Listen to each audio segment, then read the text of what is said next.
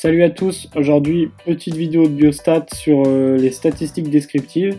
Vous allez voir, ce cours il est assez simple, c'est vrai qu'on peut être un peu perdu avec tous les développements des formules que les profs mettent dans leurs cours, tout ça. On ne sait pas forcément tout ce qu'il faut connaître, mais vous allez voir en général, il n'y a pas grand chose à connaître et ça s'utilise assez facilement.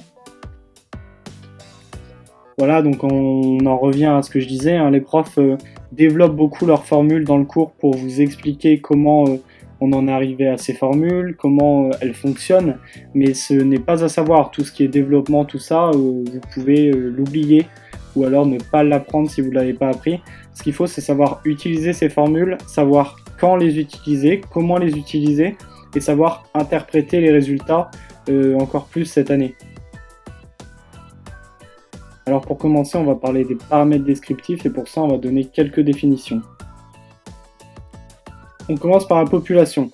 La population, c'est l'ensemble d'unités expérimentales qu'on veut étudier. C'est toujours noté avec des lettres grecques. C'est pour ça que dans H0 et H1, on aura toujours l'item qui devra être rédigé, en tout cas avec des lettres grecques. C'est ça un petit peu le piège, c'est que parfois dans H0 et H1, dans les questions sur ça, ils vont vous rédiger des items avec des lettres de l'alphabet classique, mais ça sera toujours faux, puisque H0 et H1, de par leur définition, ils sont définis sur la population, c'est pour ça qu'ils seront toujours rédigés avec des lettres grecques. Voilà, ça c'est un petit aparté qui est très important. Ensuite, on a l'échantillon. L'échantillon, comme indiqué dans le cours, c'est un sous-ensemble de la population qui est obtenu idéalement par tirage au sort. Ça, c'est fait de manière à ce que l'échantillon soit le plus représentatif possible de la population. Par exemple, si moi, on me demandait de faire un échantillon de P2 et que pour faire cet échantillon, je choisissais uniquement mes potes, et ben, l'échantillon de P2, il ne serait pas représentatif de la population de P2. Donc cet échantillon, on va le noter avec des lettres de l'alphabet classique, donc par exemple P ou X. Et ça, voilà, à contrario, par rapport à la population, pardon. Ensuite, on a l'unité expérimentale. L'unité expérimentale, ça correspond à un élément de l'échantillon. Par exemple, pour reprendre l'exemple de la diapositive d'avant, si je parle des P2, l'unité expérimentale, ça pourrait être mon pote Kiki, par exemple. La variable, c'est la caractéristique prise par les individus d'une population. En fait, c'est ce qu'on va étudier. Ici, sur cette diapositive, j'ai mis la taille, mais ça aurait très bien pu être le nombre de P2 qui boivent du Ricard à la Syrie. Ok, maintenant on continue un peu les définitions et on va parler des différents types de données. Tout d'abord, on a les données quantitatives. Donc, dans les données quantitatives, on a deux sous-types de données quantitatives qui sont les données continues et les données discrètes. Donc pour les données quantitatives continues, c'est simple, c'est des données avec un nombre infini de valeurs. Par exemple ici, l'âge. L'âge, on pourrait l'approximer en disant que j'ai 20 ans, mais en réalité, j'ai 20 ans avec tant de mois, tant de jours, tant de minutes, tant de secondes, etc. En fait, c'est une donnée qui va avoir une infinité de nombres après la virgule, quoi. On a aussi les données quantitatives discrètes. Par exemple ici, combien je possède d'EcoCup chez moi. C'est une question à laquelle on va pouvoir donner un nombre précis, un nombre fini. Par exemple ici, 12. Et donc ça définit une donnée quantitative discrète. Maintenant, on passe aux données qualitatives. Donc les données qualitatives, elles peuvent être de deux sortes. La première sorte, c'est celle avec relation d'ordre. Donc on ne peut pas les définir par un nombre, d'où le terme de qualitatif, mais il y a quand même un rapport d'importance entre les données. Vous allez comprendre, là par exemple, j'ai l'échelle visuelle analogique. Ça permet d'évaluer la douleur des patients. Un type de données qualitatives avec relation d'ordre, par exemple ici, ça serait demander au patient, est-ce que vous avez pas du tout mal, un petit peu mal, modérément mal, très mal ou vraiment très très mal, quoi. Donc ça c'est un exemple de données qualitatives avec relation d'ordre, puisqu'on ne peut pas mettre de nombre associé à ces données, mais néanmoins on a un rapport d'importance entre les différentes réponses. Et enfin, pour terminer avec ces définitions sur les différents types de données, on a les données qualitatives sans relation d'ordre. Par exemple, ici, j'ai pris la nationalité, j'aurais pu prendre le groupe sanguin ou autre. C'est des données qui vont être non numériques et qui ne vont pas avoir de rapport d'importance entre elles. Maintenant, on va passer aux paramètres descriptifs de position. Là, vous allez voir, on va revoir beaucoup de choses que vous connaissez déjà et qui ont déjà été vues au lycée et tout ça, donc ça va vraiment être beaucoup de la redite et un petit peu peut-être d'explication. Donc ces paramètres descriptifs de position, chaque année il y a des questions dessus. C'est des questions qui sont assez simples et en s'entraînant régulièrement et en restant concentré, normalement c'est des points gagnés assez facilement. On a la moyenne que normalement vous savez déjà à peu près tous faire. C'est la somme des valeurs de x divisé par n, le nombre de valeurs. Cette formule, elle est à adapter un peu en fonction des exercices. Parfois, on va pouvoir utiliser la deuxième qui est donnée là dans le deuxième encadré. Si jamais on a des fréquences, pareil, on va pouvoir utiliser la toute dernière partie. C'est un peu adapté, mais en général, c'est assez intuitif et assez facile. On a la médiane ensuite. La médiane, si l'échantillon il est impair, on va prendre la valeur centrale, celle qui nous permet de séparer notre échantillon en deux groupes n égaux.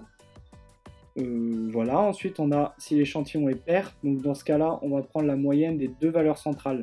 Par exemple, j'ai un échantillon avec 16, avec petit n égale à 16, je vais faire la moyenne entre la 8e et la 9e valeur.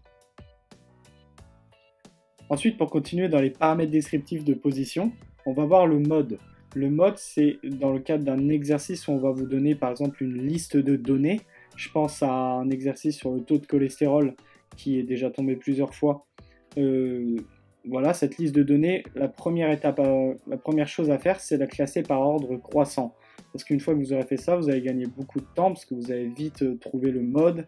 Et au niveau des quartiles, des médianes, tout ça, vous allez voir que c'est beaucoup plus rapide. Ok, donc voilà pour le mode. Les quartiles, justement, on a le premier quartile et le troisième quartile. Le mode de fonctionnement, ça va être un petit peu comme pour la médiane. On va avoir deux manières de réfléchir en fonction de si on a un effectif pair ou un effectif impair. Pour des effectifs pairs, on a deux possibilités. Soit on tombe sur un nombre juste et alors on prend la valeur correspondant à ce nombre juste, soit on tombe sur un nombre à virgule, donc 0,5, un nombre ennemi.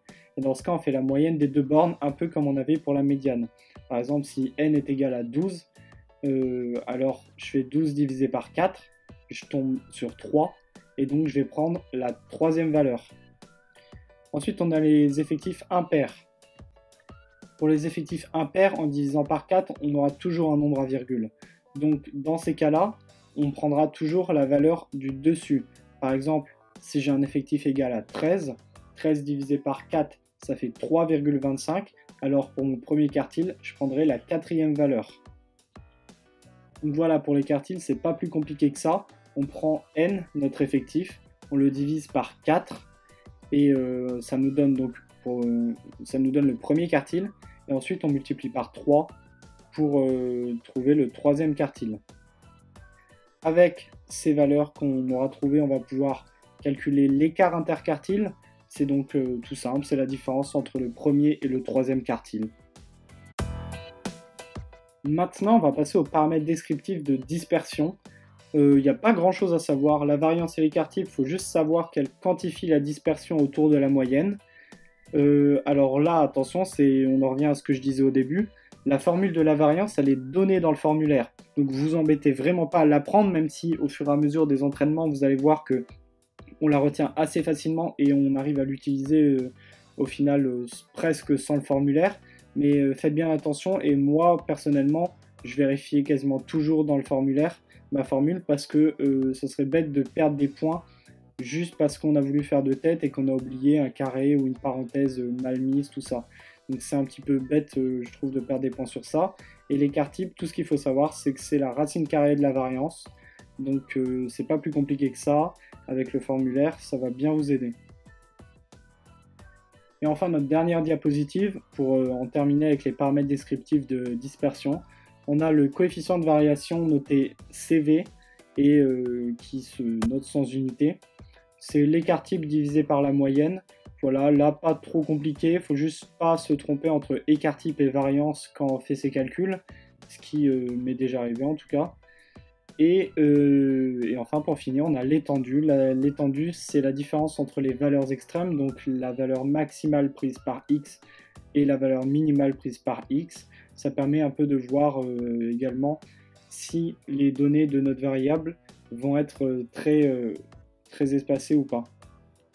Voilà, c'est la fin de cette vidéo. J'espère que ça a été et que ça a pu répondre à vos questions.